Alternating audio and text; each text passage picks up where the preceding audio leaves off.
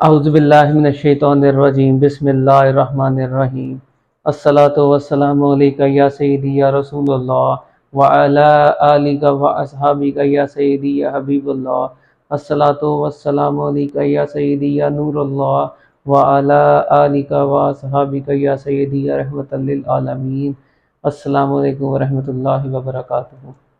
Last discussion topic میں سے ایک کوشچن نکلا تھا کہ یہ ڈفرینسز کیوں آتے ہیں ڈفرینٹ علماء کرام کی ٹیچنگز میں، ڈفرینٹ اماموں کی ٹیچنگز میں، شریعت کے اندر یہ اعمال کے طریقے کے اندر یہ ڈفرینسز کیوں آتے ہیں۔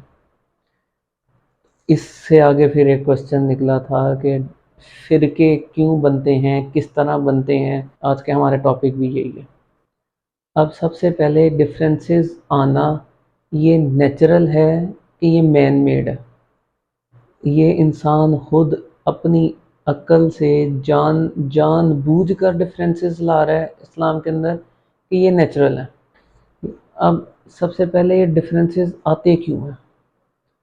یہ ڈفرینسز اسی لیے آتے ہیں کیونکہ سیم عمل آپ صلی اللہ علیہ وآلہ وسلم نے اپنی ظاہری حیات طیبہ کے اندر وہ سیم عمل ڈفرینٹ طریقوں سے خود کیا ہوتا ہے آپ صلی اللہ علیہ وآلہ وسلم نے۔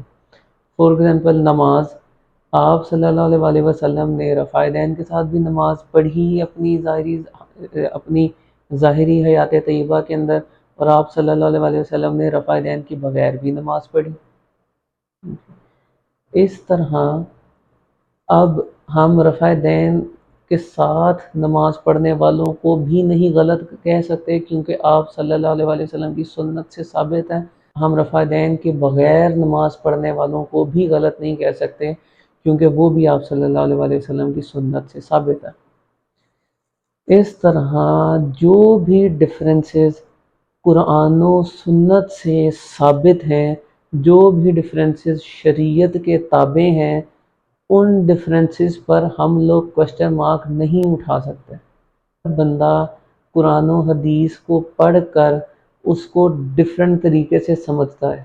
اگر کوئی ڈفرینس آف اوپینین ایسا ہے جو قرآن و حدیث کے اگینسٹ ہے، جو قرآن و سنت کے اگینسٹ ہے، جو شریعت کے اگینسٹ ہے، اس کو ہم لوگ ویلکم نہیں کر سکتے۔ فور ایگزامپل اگر کسی کا بنیادی ایمان میں، بنیادی عقائد میں ہی فرق آ جاتا ہے جو کہ ایک مسلمان کا مسلمان ہونے کے لیے لازمی ہے، اللہ کو ایک ماننا، آپ صلی اللہ علیہ وسلم اللہ کے آخری نبی ہیں اور ان سے پہلے تمام انبیاء کرام پر ایمان لانا، فرشتوں پر ایمان لانا، تمام آسمانی کتاب پر ایمان لانا، اور یوم آخرت پر ایمان لانا۔ اگر کسی کا ان چیزوں پر اختلاف آ جاتا ہے تو اس اختلاف کو ہم ویلکم نہیں کہہ سکتے۔ جس کا ان پر اختلاف ہے وہ اسلام کے دائرے سے ویسے ہی باہر چلا گیا۔ جس کا یہ اختلاف ہے اللہ ایک ہے کہ نہیں، آپ صلی اللہ علیہ وسلم اللہ کے آخری نبی ہیں کہ نہیں، آپ صلی اللہ علیہ وسلم سے پہلے جتنے انبیاء ہیں وہ اللہ کے انبیاء ہیں کہ نہیں، ملائکہ ہیں کہ نہیں، آسمانی کتب ہیں کہ نہیں، یوم آخرت آنا ہے کہ نہیں آنا، جس کا ان چیزوں پر اختلاف آ گیا اس کو ہم لوگ ویلکم نہیں کہہ سکتے، وہ ویسے ہی کام خراب کر گیا۔ جو ان کو فالو کرے گا وہ اپنا بھی بیڑا غرق کر لیں گے۔ کسی کا فرائض کے اندر ڈفرینس آ گیا، نماز پڑھنی ہے کہ نہیں، حج کرنا ہے کہ نہیں، زکوٰۃ دینی ہے کہ نہیں، روزہ رمضان کے مہینے کا رکھنا ہے کہ نہیں رکھنا، جس کا ان جو بنیادی فرائض ہیں ان کے اندر ڈفرینس آ گیا کہ یہ کرنے ہیں کہ نہیں، یہ فرض ہیں کہ نہیں، اس ڈفرینس کو بھی ویلکم نہیں کیا جا سکتا۔ اگر کوئی اس پر بھی ڈفرینس لے کر آتا ہے تو وہ بھی اسلام کا فرقہ نہیں ہو سکتا۔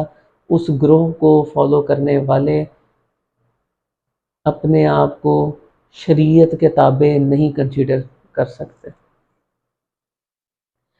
اب اگر ڈفرینس آتا ہے عمل میں، طریقے میں، کہ نماز پہ تو سارے متفق ہیں کہ نماز پڑھنی ہے۔ نماز پڑھنی کس طرح سے ہے؟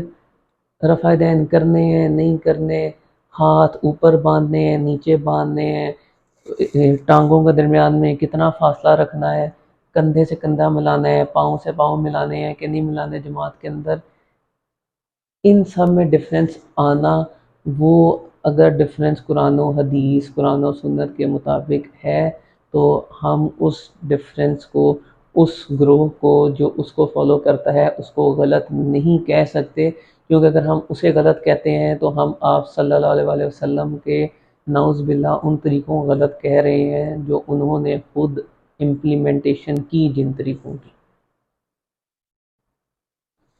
ہمیں فرقوں کو غلط کہنے سے پہلے یہ سوچنا چاہیے کہ وہ فرقے ایکچوئل کر کیا رہے ہیں۔ اگر وہ آپ صلی اللہ علیہ وآلہ وسلم کی ظاہری حیات طیبہ کو ہی اگزامپل بنا کر کوئی چیز اڈاپٹ کر رہے ہیں تو ہم ان فرقوں کو غلط نہیں کہہ رہے، ہم معاذ اللہ آپ صلی اللہ علیہ وآلہ وسلم کے امپلیمنٹیشن کو غلط کہہ رہے ہیں۔ جو امپلیمنٹیشن قرآن و حدیث کے تابع نہیں، اس امپلیمنٹیشن کو ہم فالو نہیں کر سکتے۔ کچھ چیزیں ایسی ہیں جو ترقی کرتا رہے زمانہ اور آپ کو ایگزیکٹ اس مسئلے کا ایگزیکٹ حل، لفظ بہ لفظ حل قرآن و سنت سے نہیں ملتا، پھر علماء اکرام کا کام ہے وہ کسی ایک فیصلے پر اجماع کریں اور اس اجماع کی بیس قرآن و سنت کے تابع ہی ہوگی۔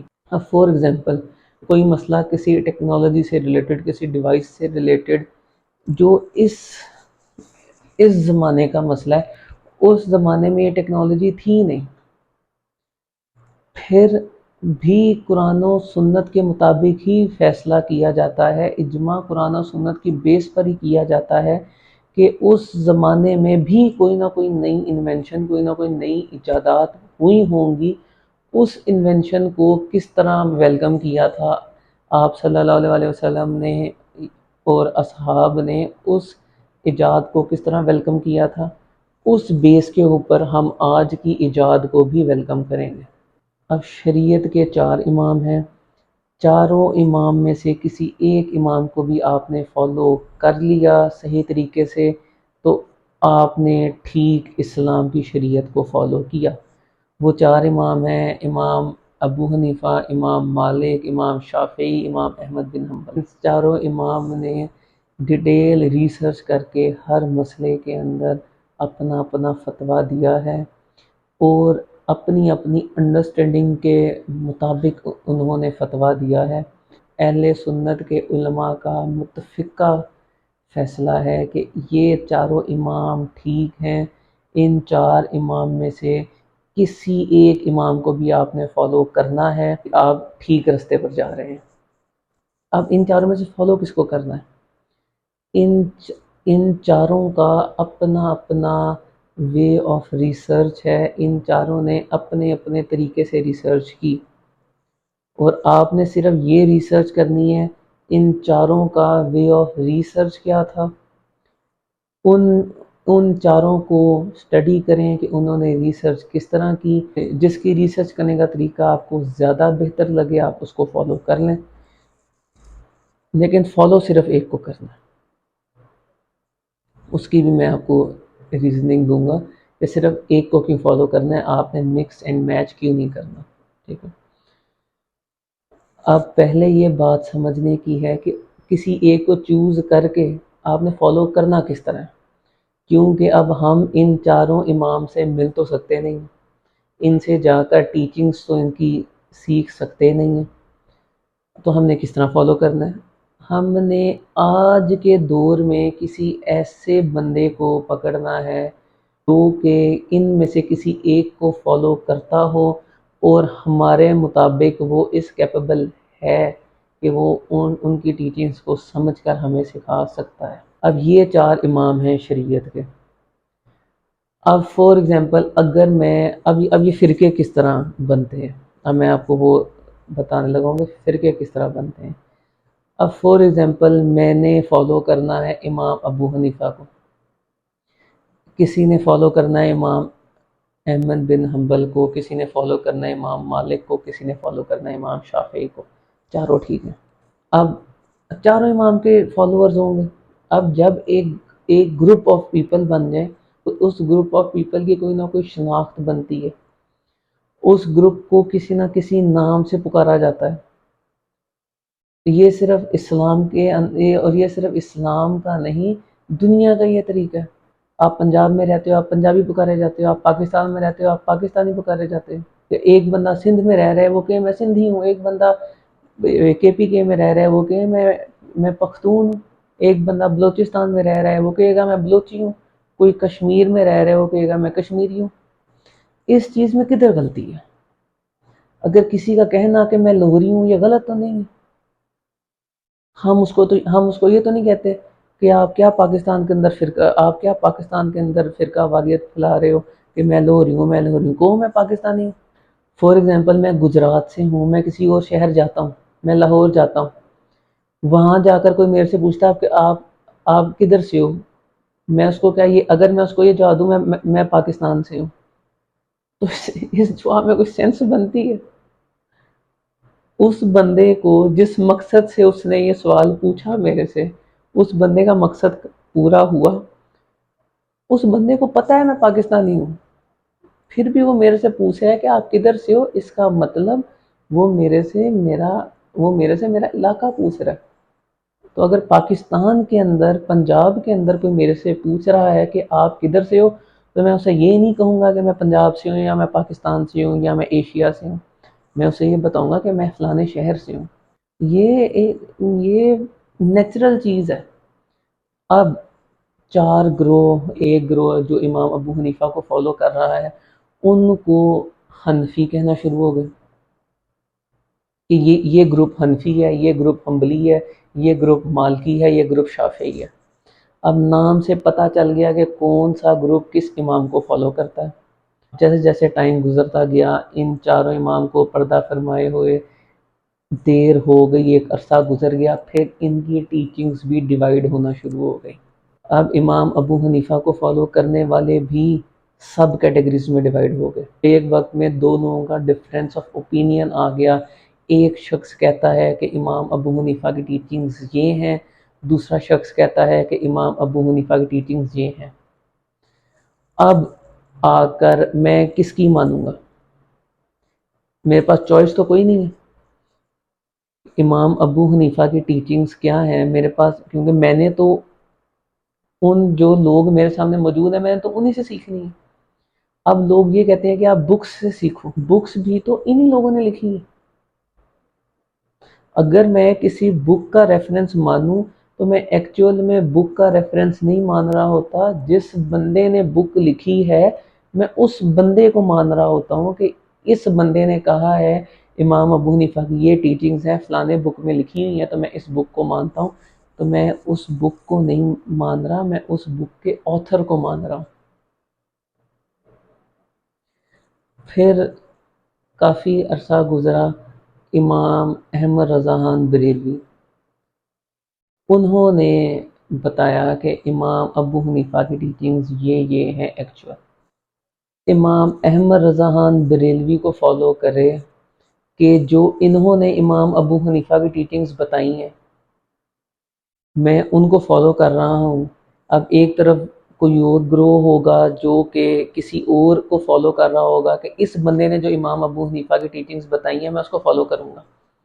اس گروہ کا ایک ڈیفرنٹ نام آ جائے گا، اس گروہ کا ایک ڈیفرنٹ نام آ جائے گا. اب اس گروہ کو بریلوی کہتے ہیں.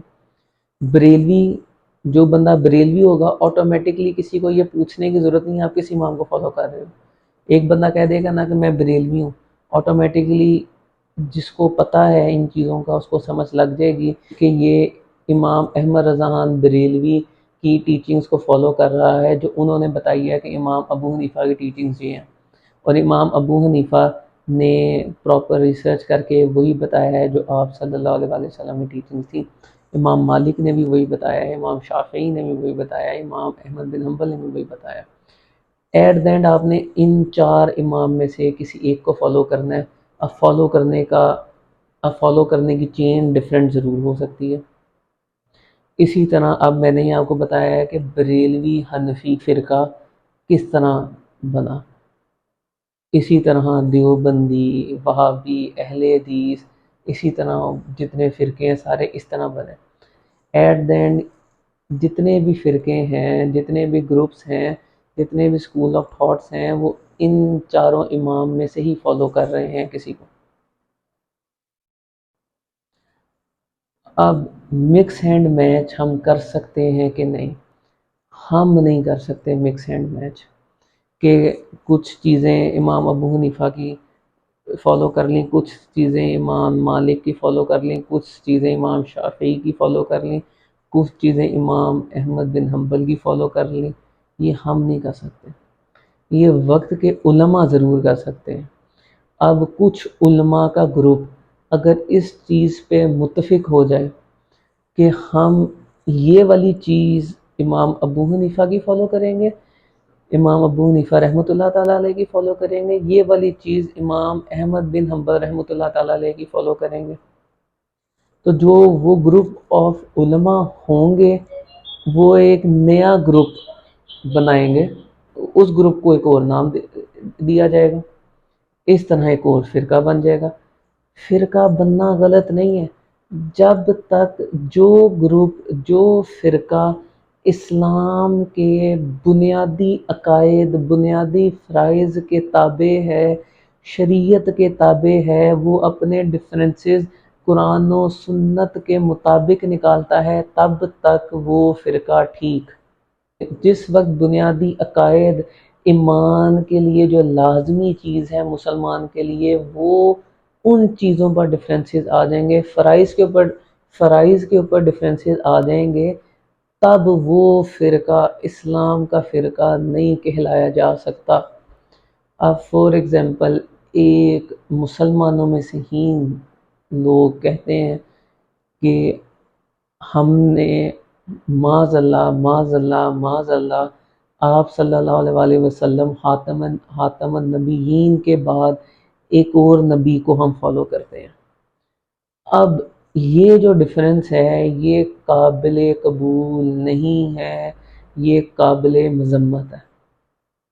اس ڈفرینس کو ہم ہرگز یہ نام نہیں دے سکتے کہ یہ مسلمانوں میں سے ہی ایک اور گروپ نکلا ہے، یہ مسلمانوں کا فرقہ ہے۔ جو بندہ اس گروپ کو مسلمانوں کا فرقہ سمجھے گا وہ اپنے ایمان کو خطرے میں ڈالے گا۔ کوئی بھی ایسا گروہ جو کہ بنیادی عقائد، بنیادی فرائض کو نہ مانتا ہو، وہ گروہ اسلام کے دائرے سے خارج ہو جاتا ہے۔